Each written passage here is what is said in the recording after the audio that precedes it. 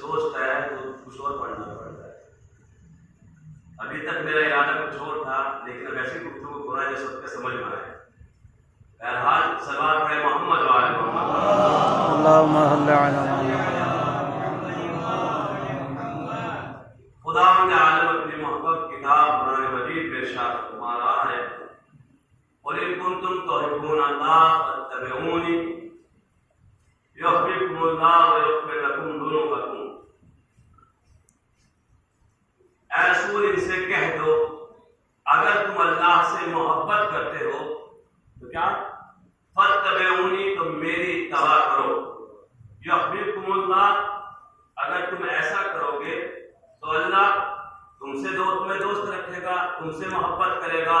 وَيَغْفِرْ لَكُمْ ذُنُوبَكُمْ، اور وہ تمہارے گناہوں کو بخش دے گا. عزیزو، یہ وہ کتاب ہے کہ جس کو خداوند عالم نے شان اعجازی دے کر نازل کیا ہے، جس کا ہر حرف معجزہ ہے، جس کا لفظ لفظ معجزہ ہے، جس کی شان اعجازی میں انسان کی ضرورت نہیں کہ نکتہ چینی کر سکے. یہ اور بات ہے کہ ہم اس کتاب کو کما قبول نہ سمجھ سکے جو اس کے سمجھنے کا حق تھا، لیکن اس میں اس کتاب کا قصور نہیں ہے، بلکہ ہماری عقلوں کا قصور ہے کہ ہم اسے کما قبول نہ سمجھ سکے، اس لیے کہ اس خداوند عالم کا کلام ہے کہ جس کے خاص بندے بھی اگر گفتگو کرتے ہیں تو ہماری عقلوں سے بالا ہوتا ہے، ہماری عقلوں سے بالا ہوتی ہے. اس لیے کہ مولائے کائنات نے آج سے 1400 سال پہلے فرمایا ایک زمانہ ایسا آئے گا کہ مشرق میں بیٹھا ہوا انسان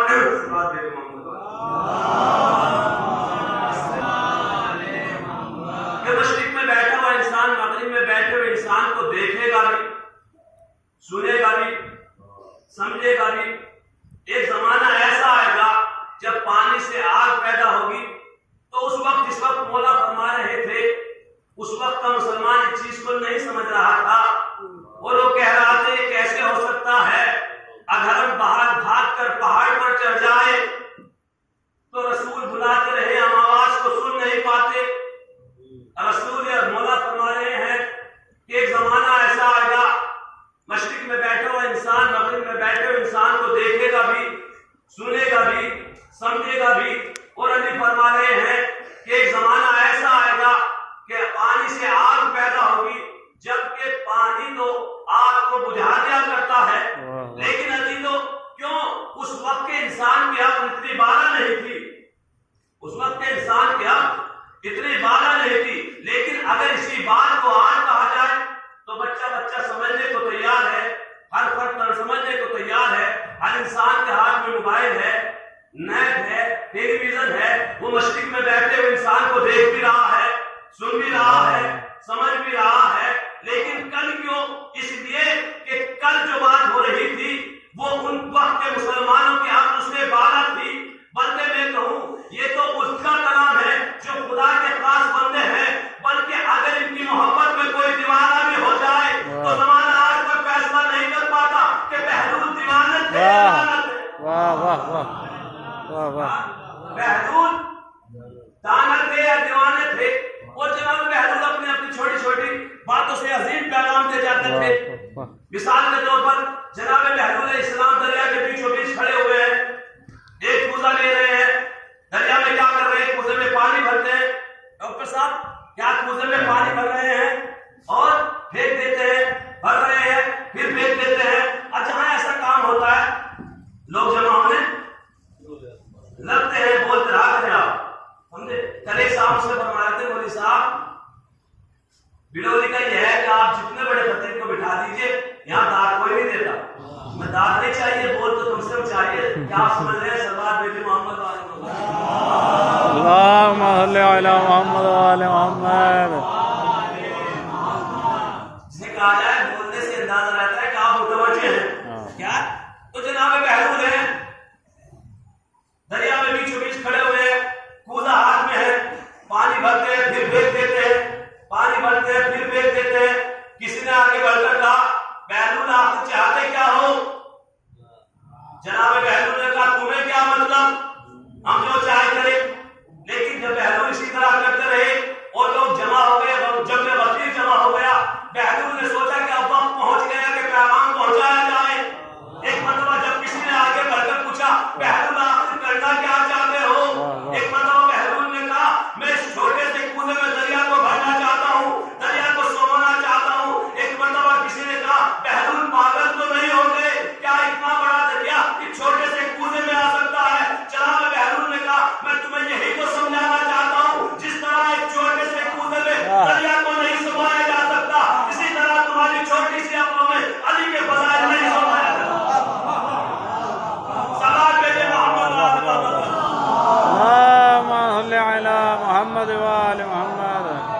سبحان اللہ سبحان اللہ واہ واہ اسی طرح جس طرح دریا کوئی چھوٹے سے کودے میں نہیں سمایا جا سبحان اللہ سبحان اللہ سکتا ہے، اسی طرح جزاک اللہ ہماری چھوٹی سی ناک میں سپنوں میں علی کے فضائل اہل بیت کے فضائل نہیں سمجھ سکتے۔ تو یہ تو جناب بہلول ہر کسی چیز سے جو ہے ایک عظیم پیغام دے جاتے تھے۔ مطلب آپ ایک راستے سے گزر رہے تھے، جناب بہلول علیہ السلام لکڑی کا ایک بڑا سا شکر جسے ہمارے زبان میں لکڑ کہا جاتا ہے، بڑی سی لکڑی پڑی ہوئی تھی۔ اب جناب بہلول نے کیا کیا؟ جب انسان تھک جائے یا خاموش ہو تو ایسی باتیں سنانی چاہیے، اس کا یہی توڑ ہے۔ صلوات بھیجیے محمد والے اللہم صل علی محمد وعلی محمد۔ تو جناب بہلول ہے کہ اس لکڑی کے کبھی سرے کو اٹھاتے ہیں چھوڑ دیتے ہیں، پھر دوسرے سرے کو اٹھاتے ہیں اور چھوڑ دیتے ہیں، اسی طرح بار بار کر رہے ہیں۔ ایسے ہی پھر کسی نے پوچھا بہلول آخر کیا چاہتے ہو؟ جناب بہلول خاموش ہے، جہاں ایسی حرکتیں ہوں تو لوگ جلدی جمع ہو جاتے ہیں۔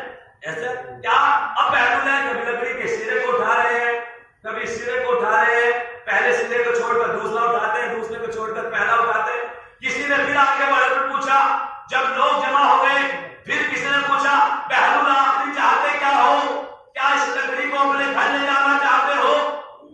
اگر تم اپنے گھر لے جانا چاہتے ہو تو ہم تمہاری مدد کے دیتے ہیں، بتاتے کیوں نہیں؟ ایک مرتبہ جناب بہلول نے فرمایا نہیں نہیں، میں اس لکڑی کو اپنے گھر نہیں لے جانا چاہتا، بلکہ میں تمہیں سمجھانا یہ چاہتا ہوں، دیکھو جس طرح اس لکڑی کے دو سرے ہیں اسی طرح تمہاری زندگی کے دو سرے ہیں، ایک دنیا ہے دوسرے آخرت ہے۔ واہ واہ واہ بے شک بے شک اگر ایک سرے کو چھوڑ کر دوسرا سرا اٹھاؤ تو آسانی سے اٹھا سکتے ہو، پہلے سرے کو چھوڑ کر پہلا اٹھاؤ، دوسرا چھوڑ دو آسانی سے اٹھا سکتے ہو، دوسرا چھوڑ کر پہلے کو اٹھاؤ آسانی سے اٹھا سکتے ہو۔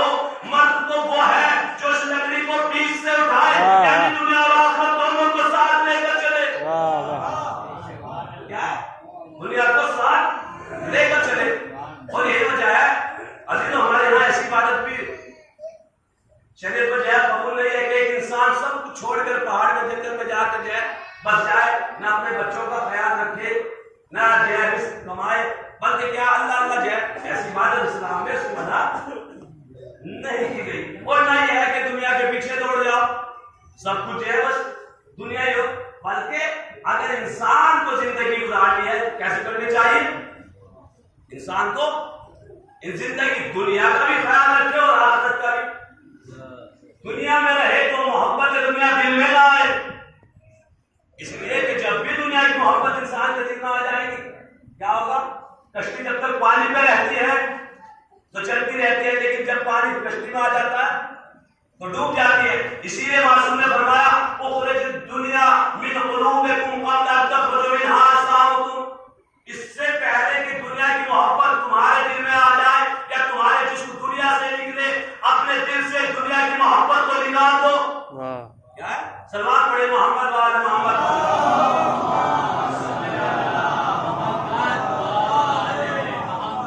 آپ کو پھر بیدار کرنے کے لیے جناب بہلول کا سنا دیتا ہوں۔ کیا ہے؟ یہ جناب بہلول ایسی ویسی شخصیت نہیں تھے۔ جناب بہلول کس طرح اہل بیت کے پیغام کو پہنچاتے تھے، کس طرح لوگ کی مدد کرتے تھے۔ جناب بہلول علیہ السلام ہے، پہلے زمانہ کا آپ اللہ جانتے ہیں، لوگ سفر پر جاتے تھے سال یا 2 سال کے لیے، جیسے جاتے تھے۔ ایک صاحب جب پہلے دستور یہ تھا جب کہیں جاتے تھے تو اپنی امانت جو ہے جسے جو بھروسہ کرتے تھے، جسے متطیر سمجھتے تھے، جسے مقدس سمجھتے تھے، اس کے پاس جو ہے رکھوا کر جاتے تھے۔ ایک صاحب جو ہے جناب بہلول کے زمانے میں ایسے ہی ان کے پاس کچھ اشرفیہ تھی، اور وہ اشرفیہ جو ہے جو شہر کے جہاں متدین تھے، مولوی صاحب تھے، جو بھی تھے ان کی نظر میں ان کے پاس لے کر پہنچے اور کہا حضور یہ میری اشرفیہ ہیں۔ کیا ہے؟ میری اشرفیہ ہیں، میری اشرفیہ آپ رکھ لیجئے، جب میں سفر سے واپس آؤں گا تو کیا ہوگا؟ واپس دے دیجیے۔ اب وہ اتنے بڑے ایماندار تھے، انہوں نے چابی دی اور کہا فلاں جگہ الماری ہے، برتن رکھا ہوا ہے، ایک شیشی ہے، اس میں آپ جیسے رکھ دیجیے۔ جب آپ واپس آئے، کیا جب آپ واپس آئے تو اپنی امانت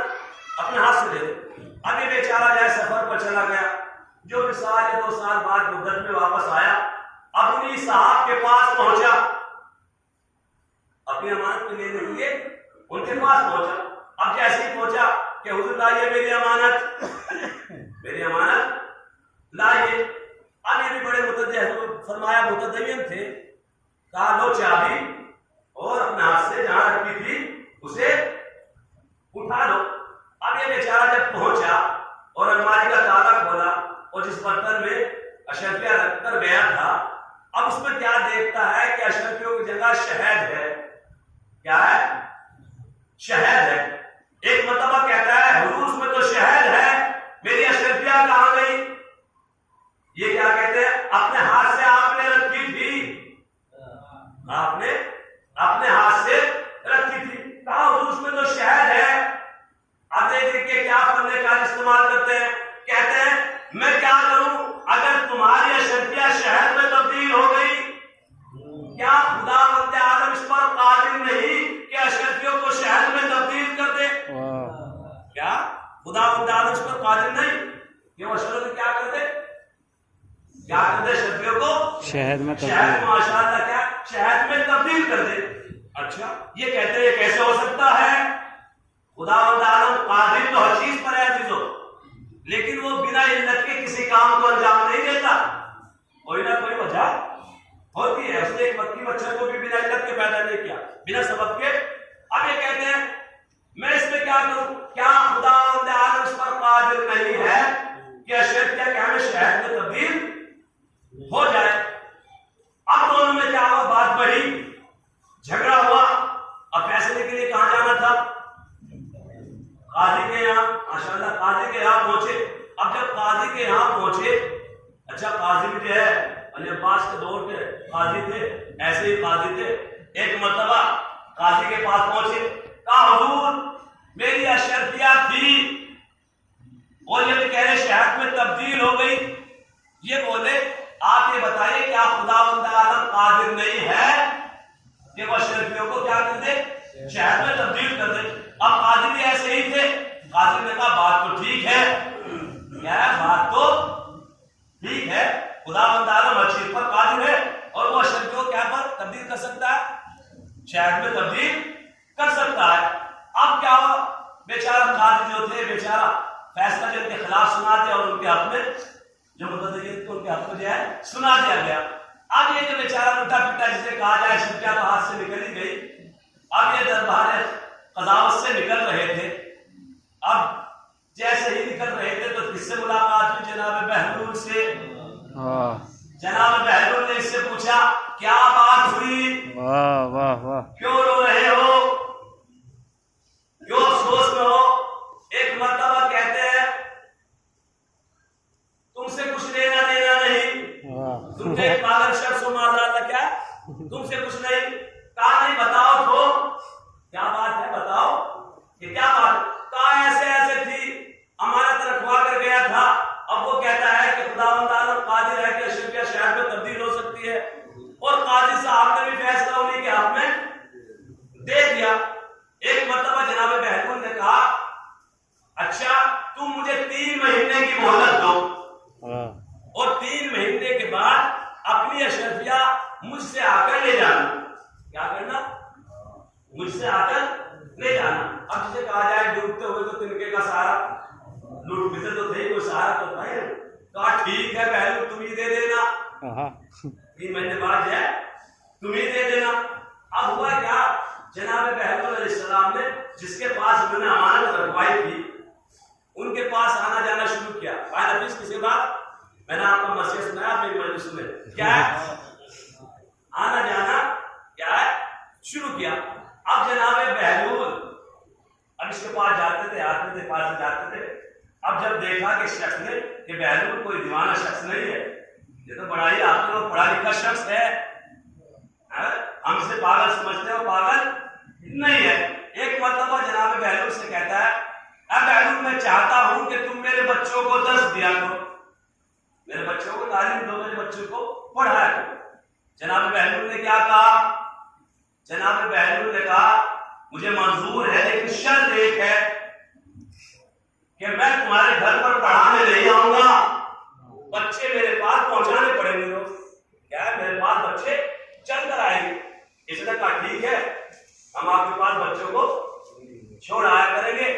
और आजकल हम ये चाहते हैं कि मौलवी साहब सबके घर घर पढ़ाने आए।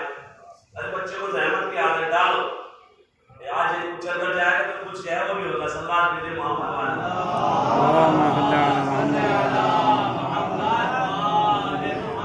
जहाँ मदरसा होता है ना, मदरसे में बेचते, शहर को ज्यादा रूल है, बल्कि क्या चाहते हैं मौलवी साहब चल के आए, पैसे वाले हैं ना। तो बहरहाल क्या जनाब बहलूल से, क्या जनाब बहलूल ने आना जाना जब शुरू किया बच्चों की ड्यूटी के बच्चों को, जनाब बहलूल ने कहा बच्चों को भेजा। अब बच्चे आते थे चले जाते थे, दर्स लेते थे, बच्चे आते थे चले जाते थे, रोज शाम के बाद बच्चे अपने घर वापस। जब महीने 2 महीने जो जनाब बहलूल ने टाइम दिया था और पुख्ता बात हो गई, से कहा जाए जनाब बहलूल ने से कहा जाए पका लिया, पुख्ता हो गए कि जनाब बहलूल के बच्चे पढ़ने जाते, उसे यकीन हो गया। सल्लल्लाहु अलैहि मोहम्मद वाले मोहम्मद,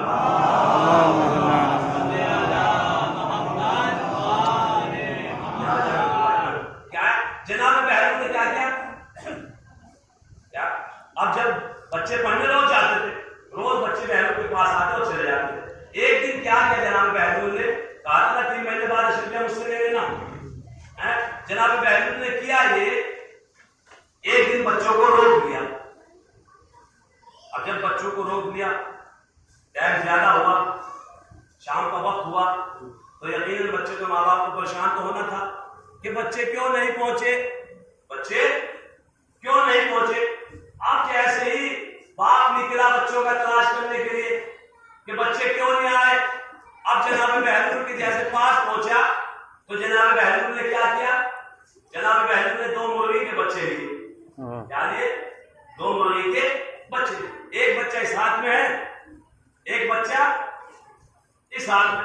कभी इस बच्चे को देखते हैं, कभी इस बच्चे को देखते हैं, आंखों से अश्क जारी है। एक मतलब बाप कहता है बहलूल मेरे बच्चे कहाँ है? अब जनाब बहलूल कुछ नहीं बोलते, कभी इसे देखते हैं, कभी इसे देख रहे हैं, आंखों से अश्क जारी है। अब इसकी दिल की धड़कन बढ़ने लगी, पूछता है बच्चे कहाँ, लेकिन जनाब बहलूल अपने खेत पर लगे हुए हैं, आंखों से अश्क जारी है। एक मतलब जब इसने शिद्दत से पूछा बहलूल मेरे बच्चे कहाँ है, जनाब बहलूल ने फरमाया बच्चे मेरे सामने बैठे पढ़ रहे थे, लेकिन अचानक मुर्गी के बच्चों में तब्दील हो गए। तुम्हारे बच्चे मुर्गी के बच्चों में तब्दील हो गए। अब जैसे कहा ये कैसे हो सकता है कि इंसान के बच्चे क्या हो जाए, मुर्गी के बच्चे बन जाए। अब जनाब बहलूल ने इन्हीं का नाम इस्तेमाल किया। वाह, कैसे नहीं हो सकता? क्या खुदावंद आलम कादिर नहीं है कि वो इंसान के बच्चों को मुर्गी का बच्चा बना दे? क्या खुदावंद आलम कादिर नहीं है? कादिर कैसे हो सकता है? फिर दावत हुई, क्या हुआ? बात बढ़ी, इख्तिलाफ हुआ, निज़ा हुआ, कहां पहुंचे? वही उसी काजी के पास पहुंचे जिन्होंने शरीयत का फैसला किया था। एक मरतबा कहा हुजूर मेरे बच्चे बहलूल के पास पढ़ने जाते थे, लेकिन बहलूल कहते हैं कि वो मुर्गी के बच्चे बन गए। एक मरतबा जनाब बहलूल ने कहा काजी साहब क्या खुदावंद आलम कादिर नहीं है कि इंसान के बच्चे मुर्गी बन जाए, मुर्गी के बच्चे बन जाए? एक मरतबा काजी वही था, होशियार था। एक मरतबा कहता है मियां अगर बच्चे चाहिए तो शर्बिया लौटा दो। सल्लल्लाहु अलैहि मोहम्मद वाले मोहम्मद पर अल्लाहुम्मा सल्ली अला मोहम्मद व आले मोहम्मद। सुभान अल्लाह। चाहिए तो क्या अशरिया लौटा दो। तो जनाब बहलूल अलैहिस्सलाम ऐसे शख्सियत नहीं थी जिन्हें कहा जाए फाजिलाने शियाने अली में से थे, समझे? और ऐसे नहीं, हारून रशीद के वजीर भी थे, जो हारून की बीवी जुबैदा थी उसके भाई भी थे। और हारून रशीद उस वक्त देखे कितना बड़ा हारून रशीद बादशाह मुस्लिमीन का खलीफा बन बैठा, जो अपने कस्र पर जाकर छत पर जाकर खड़ा होता था तो सूरज को देख के कहता था डूब जा जहां डूबना है, जहां जाकर डूबेगा वहीं पर मेरी हुकूमत होगी। इतनी बड़ी हस्ती हुकूमत क्या है? हारून रशीद की थी। ऐसे बादशाह का, ऐसे खलीफा का वजीर होना, जनाब बहलूल खलीफा का वजीर होना सबसे बड़ी पावर, खलीफा के बाद बादशाह के बाद जो है सबसे बड़ी पावर। लेकिन आपने سمجھا شیعہ علی کا امام موسیٰ کاظم کے شیعہ ہونے کا آپ نے محبت اہل بیت کی وجہ سے حکومت کو ٹھکرایا وہ اور ہوتے ہیں جو اہل بیت کے نام پر مال کو جمع کرتے ہیں لیکن اے بہلول وہ ہے جو اہل بیت کی محبت کی وجہ سے حکومت کو ٹھکراتے ہیں واہ واہ واہ سبحان اللہ شخصیت نہیں ہے جناب بہلول آپ پر جو ہے شیعہ علی کا جو ہے جاسوس ہوئی کہ آپ شیعہ علی ہیں آپ شیعہ علی 3 افراد تھے امام موسیٰ علیہ السلام کہاں تھے زندان میں جیل 14 سال جو ہے جیل میں امام رہے اب جیسے ہی مشکل آئی تو جناب امام کے پاس پہنچے زندان میں اور 3 افراد اس میں جناب بہلول کی تھے کہا امام بتائیے کیا حکم ہے اس حالت میں کیا حکم ہے اب کیونکہ امام جانتے تھے کہ بادشاہ کے سپاہی کھڑے ہوئے ہیں اگر میں نے یہ ظاہر کر دیا کہ میں ان سے محبت کرتا ہوں میرے چاہنے والے ہیں تو انہیں قتل کر دیا جائے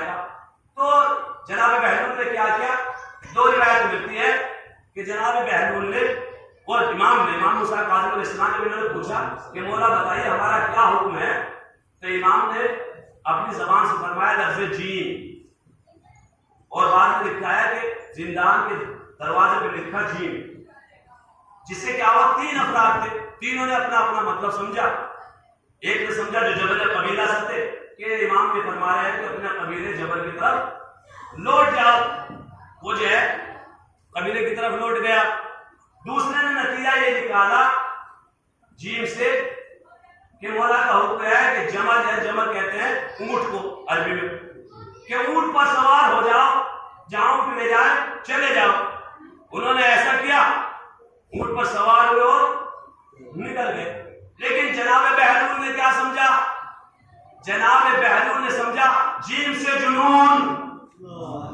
پاگل پن سمجھے جناب بہلول کے امام کا حکم ہے کہ جنون اختیار کرو اب جناب بہلول نے کیا کیا دربار کو چھوڑا حکومت کو چھوڑا اب اچھا بتائیے پاگل بننے کے لیے کوئی سند کی تو ضرورت نہیں کوئی معاشرے چاہیے کچھ چاہیے دربار سے نکلے سڑک پر جا کر سونے لگے کھنڈر میں جا کر رہنے لگے عجیب عجیب حرکتیں سے کرنے لگے لوگ کیا کہنے لگے اور یہی وجہ ہے کہ جب ہارون نے جناب بلال کے اور جناب بہلول کے قتل کا حکم دیا تو گورنر نے لکھا اے خلیفہ بہلول ایک فقیہ مرد تھا کیا ایک فقیہ اور پڑھا لکھا انسان تھا لیکن اب وہ پاگل ہو گیا تو ایسے شخص سے قتل سے فائدہ کیا ایسے شخص سے تو جناب بہلول نے کیا کیا دربار کو چھوڑا حکومت کو چھوڑا اور جو ہے عجیب عجیب حرکتیں تھے لیکن کیا تھا کبھی کبھی کیونکہ وزیر بھی تھے پاگل پن اور میں نے بتایا کہ زبیدہ کے بھائی بھی تھے دربار میں آنا جانا لگتا رہتا تھا آپ سنتے رہتے ہیں ایک مرتبہ کیا ہوا جناب بہلول کے سنائی دیتا ہوں سلوات بھیجے محمد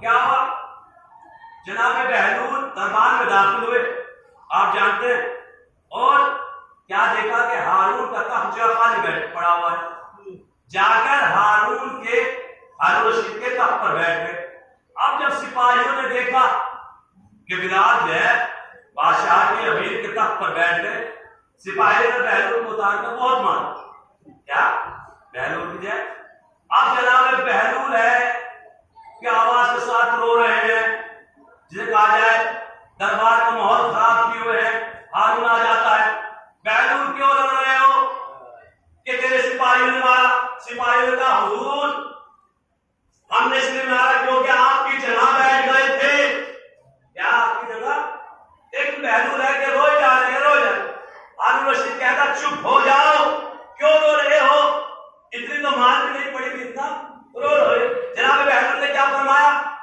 میں اس لیے نہیں رو رہا ہوں کہ مجھ پر مار پڑی بلکہ میں تو تیرے اوپر رو رہا ہوں کہا میری وجہ سے کیوں رو رہے ہو کہا میں حق کے اہل بیت پر تھوڑی دیر کے لیے بیٹھا تو اتنی مار کھائی میں تیرے بارے میں سوچ رہا ہوں تو کتنے سالوں سے حق کے اہل بیت پر بیٹھا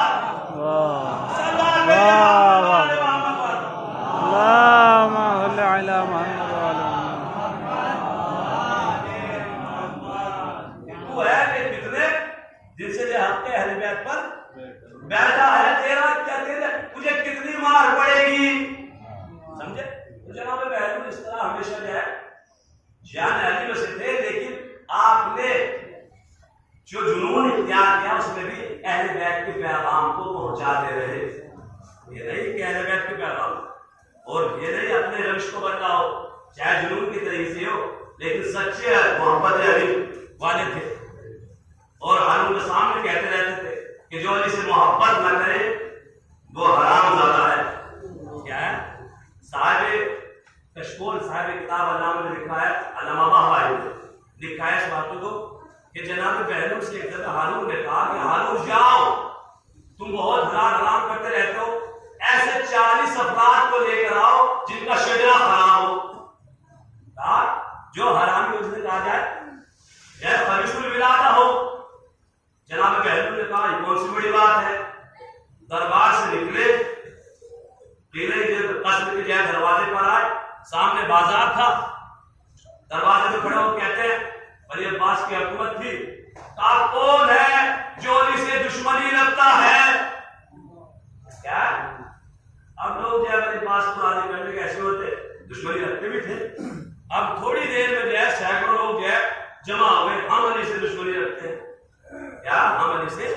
جناب بہلول نے کہا کون ہے تم میں سے ہاشم صاحب جو کیا کرتا ہے علی کو دشمن مانتا ہو. اب بہت سے لوگ جمع ہو گئے. اب جیسے جمع ہوئے بہلول نے ان میں سے 40 افراد کو لیا اور ہارون رشید کے سامنے پیش کیا. کہا ہارون یہ ہے 40 ان کے. ایک مرتبہ ہارون کہتا ہے بہلول یہ بتاؤ تم نے کس طرح اتنی جلدی 40 لوگوں کو لے کر آئے، کس طرح پہچانا کہ ان کا شجرہ خراب ہے. ایک مرتبہ جناب بہلول نے کہا اے امیر تو نے صرف 40 دانے کو کہا تھا، اگر تو 40,000 کہتا تو 40,000 میں آتا.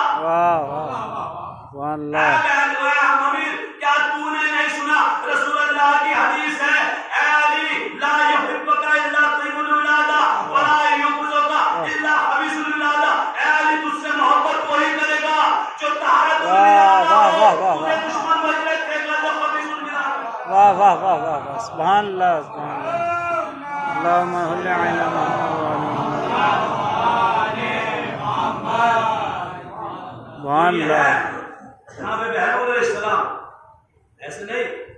میں آپ کو ایک ہندی تاجر کا میں واقعہ پوری مسجد جناب بہلول پہ ہو جائے.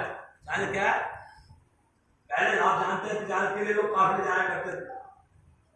تو ایک تاجر ہندی تھا ہندوستان کا، بغداد میں جو ہے جہاں پہ بہلول آ کرتے تھے. تو مجھے ایک سوال میرے محمد اللہم صل علی محمد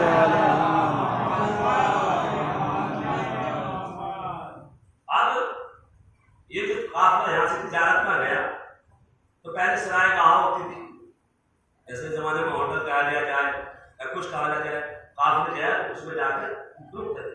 تو بغداد سے پہلے ایک سرائے کہا تھی، اس میں قافلہ جو ہے تاجروں کا جا کر رکا، ہندوستانی تاجر تھے. اب رات میں رکے اس قافلہ، تو اس میں جو ایک تاجر تھا ہندی، اس نے جو وہاں پر باورچی تھا، کھانے کا انتظام استعمال میں تھا، اس نے اس سے کچھ کھانے کو مانگا، کھانا لایا جائے. تو باورچی نے ایک بھنی ہوئی مرغی اور کچھ ابلے ہوئے انڈے، توجہ چاہوں گا کیا ہے ایک بھنی ہوئی مرغی اور کچھ تلے ابلے ہوئے انڈے جو ہے اس کے سامنے پیش کیے. بہرحال اسے بیچارے نے کھائے اور یہ سو گیا. لیکن جب صبح کو اٹھا تو دیر سے آنکھ کھلی. کیا دیر سے آنکھ کھلی. اب جو قافلہ تھا وہ روانہ ہو چکا تھا، چل چکا تھا. اب اس نے اس باورچی کو پیسے دینا چاہا، لیکن باورچی کہیں گیا ہوا تھا، اسے پیسے کو نہیں ملا. اب قافلہ بھی نہیں چھوڑ سکتے تھے، قافلہ بھی ہے نہیں چھوڑ سکتے تھے، اس لیے اس نے بنا پیسے دیے اور وہاں سے قافلے کے پیچھے نکل گیا. اب وہاں سے آیا، انڈیا واپس آ گیا. پھر سال یا 2 سال میں جب بھی پہنچا، ایسے بیچارہ کسی کا آ جائے دیندار تھا، کسی کا آ جائے دوسرے کا حق نہیں کھانا جاتا. ابھی تو یاد رکھیے گا یہ لقمہ حلال جو ہوتا ہے نا، واقعی ہر اچھا چشمہ ہے، اور لقمہ حرام جو ہے ہر برائی کی جڑ ہے. بے شک بے شک. ہر برائی. اگر لقمہ حلال ہمارے پیٹ میں ہے تو یہ ہماری جو ہے یہ جسے کہا جائے زمین کی مانند ہے. آپ جو ہے میٹھے پھل کا بیج لگائیں گے تو میٹھے آم کھائیں گے، کریلے کا بیج لگائیں گے تو کریلے کھائیں گے. ایسا نہیں کہ بیج بوئیں گے کریلے کا اور میٹھے پھل. بھائی نظیر اگر تھک گئے ہو تو بتا دیجیے سوال میں محمد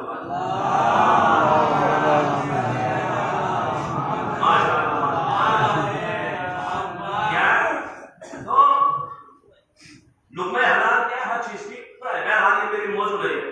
ابھی بیچارہ یہ تاجر جو تھا ہندوستانی ابھی واپس آ گیا، پھر سال 2 سال اس کا جو بھی وقت ہوا اپنا جانے سے پھر رسک ہوا. اب اسی بغداد سے پہلے جو سرائے کہا تھی پھر دوبارہ اسی میں ٹھہرا، لیکن پھر رات کو رکا اور پھر جائے کھانے کے لیے مرغی اور کچھ لوگ پیش کیے گئے. اس نے کھایا، لیکن جب صبح قافلہ چلنے لگا تو اس نے جیسے بوچی کا حساب کرنا چاہا، اور حساب کرنے کے لیے اس نے کہا کہ بوچی صاحب سے کہ حضور آپ کے پچھلے سال میں بھی پیسے ہیں کیا ہے، لیکن ایسے ایسے قافلہ تھا آپ یہاں پہ نہیں تھے، میں آپ کے پیسے میرے پہ رہ گئے، پچھلے سال کے بھی بتا دیجیے اور اب کے بھی بتا دیجیے. اب وہ جو تھے ہوشیار تھے، انہوں نے کیا کیا، حساب لگا کے حساب کتاب سارا جوڑ کر بتایا 1000 دینار ہو گئے. حساب کیا بتایا، سونے چاندی کے دینار ہوتے تھے، آسان رہیں گے 6 گھنٹے اگلے ہوئے اس کے 1000 دینار اتنے. اب یہ کہتے ہیں یہ کیسے ہو سکتا ہے کہ چند ایک مرغی اور چند ڈوبے ہوئے انڈوں کے اتنے پیسے ہو جائے 1000 دینار.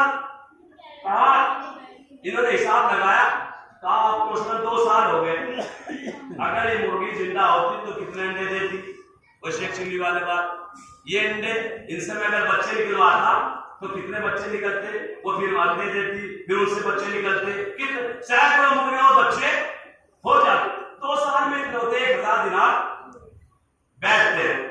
انہوں نے کہا یہ کیسی بات ہو گئی. اب دونوں میں کیا ہوا، بڑی چلا پردیسی تھا. بہرحال اس میں قافلے میں ایک شخص ایسا تھا جو جناب بہلول کو جانتا تھا. جناب بہلول اس وقت جو ہے بغداد میں قاضی تھے، یا جناب بہلول کو جانتا تھا. اس نے کہا اچھا آپ ٹھہرے، میں قاضی صاحب کے پاس جاتا ہوں، قاضی صاحب جو فیصلہ کریں گے وہ جو ہے ہو جائے گا.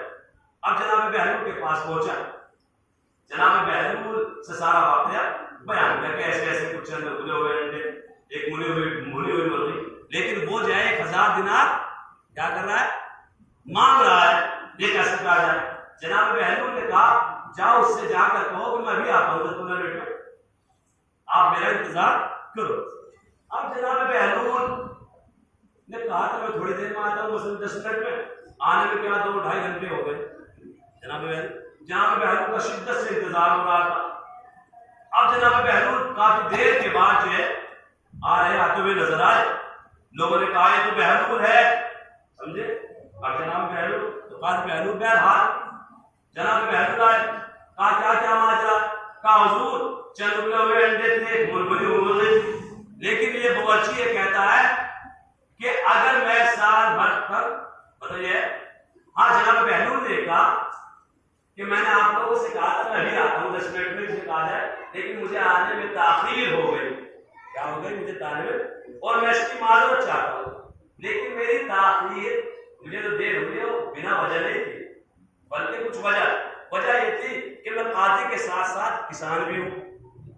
کیا ہوں، قاضی کے ساتھ ساتھ کسان بھی ہوں، کھیتی بھی کرتا ہوں، گیہوں اگاتا ہوں. ایسا ہوا کہ ایک کسان جب میں چلنے لگا، ایک کسان کچھ گیہوں لے کر میرے پاس آیا اور مجھ سے کہتا ہے کہ حضور یہ بہت ہی بہترین کیا ہے، گیہوں ہے، اور اگر انہیں ابال کر بویا جائے، ان گیہوں کے دانوں کو ابال کر بویا جائے تو اس میں بہت اچھی فصل ہوگی، بہت اچھے گیہوں ہوگی. اور میں ان گیہوں کو ابال رہا تھا، اس لیے انہیں آنے میں تاخیر ہو گئی. اب جیسے ہی لوگوں نے سنا، ایک مرتبہ کہتے ہیں بہلول یہ کیا کہہ رہے ہو، کیا ابلے ہوئے گیہوں کے دانوں سے فصل اگائی جا سکتی ہے، کہیں تم پاگل تو نہیں ہو گئے. ایک مرتبہ جناب بہلول نے کہا جس شہر کے اندر ابلے ہوئے انڈوں سے مرغی کے निकाले जा सकते हैं, उबले हुए गेहूं से फसल क्यों नहीं उगाई जा सकती? सरदार मेरे मोहम्मद वाले मोहम्मद।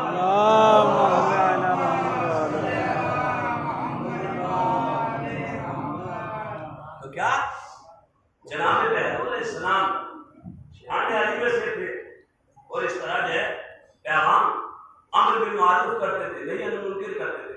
हम सब पे भी वाजिब है इंसान बुराई से रोके, अच्छाई का हुक्म दे। लेकिन हमारा तरीका क्या है डॉक्टर साहब? हमारा तरीका यह है, अगर कोई जो है मस्जिद में चला जाए और हम कुछ नहीं, वो बेचारा कुछ नहीं जानता, कोई गलती कर दे, तो उसे ऐसे समझाया जाएगा जैसे उसने मस्जिद में आने की गलती कर दी हो। होता है नहीं, हम इसको लफ्ज़ जान ले तो क्या है, कोई समझता है कि मैं ही सबसे बड़ा, जबकि समझाने का किरदार है क्या है? आप इमाम मुस्लिम को जानते हैं किस तरह समझाया? सही शख्स को सुनते रहते हैं, वजू गलत कर रहा था, ये नहीं कहा कि आप वजू गलत कर रहे हैं, आप नहीं जानते, सुनते रसूल थे, लेकिन आपने इस तरह नहीं समझाया, बल्कि क्या कहा? दोनों भाइयों ने वजू करने बैठ गए, कहा बुजुर्गवार बताइए हम में से किसकी वजू सही है, किसकी गलत है। लेकिन जब ज़ईफ ने देखा कि दोनों की वजू में कोई फर्क नहीं, तो खुद मुतवज्जे हुए बुजुर्ग, कहा तुम दोनों की वजू सही है, मैं ही गलती पर था।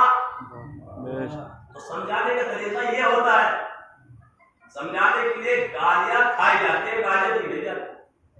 हम क्या करते हैं? माज़ाल्लाह से समझाते नहीं, बल्कि उसकी हनत करते हैं, कोई करते हैं। मसलन मैं जहाँ को मस्जिद में नमाज पढ़ाता हूँ, वहाँ पे एक बेचारे साहब आए, उन्होंने आज़ान दी, आज़ान में उनसे गलती हो गई। गलती क्या होना थी, उनकी मुसीबत आ गई, एकदम ऐसे चिल्लाए, उसे आज़ान देनी भारी हो गई, जैसे उनकी सबकी बहुत ज्यादा सही हो। मैंने उससे कहा कि तुम्हारी नवाज़ान सुनूं तो तुम सब ऐसे ही निकलोगे। लेकिन क्या मतलब ये है कि नहीं, हम इस तरह समझाते हैं। तो अभी तो हमें समझाने का क्या होना चाहिए, तरीका होना चाहिए। और रुपया खत्म कर दो, सवाल बेटे मोहम्मद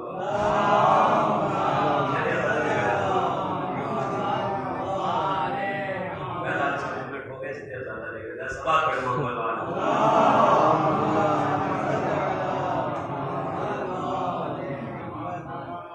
तो अभी तो क्या है, इसलिए हमें विवाद को करना चाहिए। इमाम हुसैन अलैहिस्सलाम जब करबला पहुंचे, क्या मकसद था, क्या फरमाया? इन्ननी लम अक़ुल अशरन वला बतन वला मुसलन, इन्ननी फरस्तु लतलबा इस्लाम उम्मत जद। ऐ मेरे भाई मोहम्मद अली के पास पढ़ने का जनाब ना मैं किसी शर के लिए निकला हूँ, ना मैं किसी फिसाद के लिए निकला हूँ, ना किसी और काम के लिए, फितने के लिए निकला हूँ, बल्कि मैं अपने नाना की उम्मत की इस्लाह के लिए निकला हूँ। अजीजों, मकसद इमाम हुसैन ने इस्लाह की उम्मत, क्या है? उम्मत की इस्लाह। अब अगर इन मजलिसों से हमारी इस्लाह हो रही है तो क्या है? ये मजलिस इमाम हुसैन, आप ज़लाला हुसैन। लेकिन अगर इन मजलिसों में इख्तिलाफ है, मजलिसों में फिसाद है, मजलिसों में सियासतें हैं, तो ये किसी की भी मजलिस हो, लेकिन इमाम हुसैन अलैहिस्सलाम की नहीं हो सकती। इसलिए कि इमाम हुसैन का मकसद है क्या है? इस्लाह उम्मत जद्दी, उम्मत की है इस्लाह करनी है। तो अजीजों, हमें अफसोस यही है कि खुदा ने जिन्हें हमें हादी बनाकर भेजा, जिन्हें हमारे लिए इस्लाह के लिए मुकर्रर किया गया, बाद रसूल, यही उम्मत जिसकी इस्लाह की रियायत से तकरीम और ताज़ुब करनी चाहिए। औलाद रसूल पर इतना जुल्म किया कि इमाम को मदीने में भाग देना चाहिए। 2 मुहर्रम को इमाम वाले करबला हुए, रोज़ आशूर नमूदार हुआ, इमाम ने अजीम कुर्बानियाँ दी, वो अजीम कुर्बानियाँ जो तारीफ में रकम है। इस उम्मत ने इतना जुल्म किया कि इमाम हुसैन के बच्चों को दबा कर दिया गया, भतीजों को दबा कर दिया गया, भाइयों को मार डाला गया। यही पर नहीं कि इमाम हुसैन को दबा कर दिया गया, बल्कि अजीजों सिर्फ इस पर नहीं, बल्कि इमाम हुसैन की लाशों को आमार किया गया।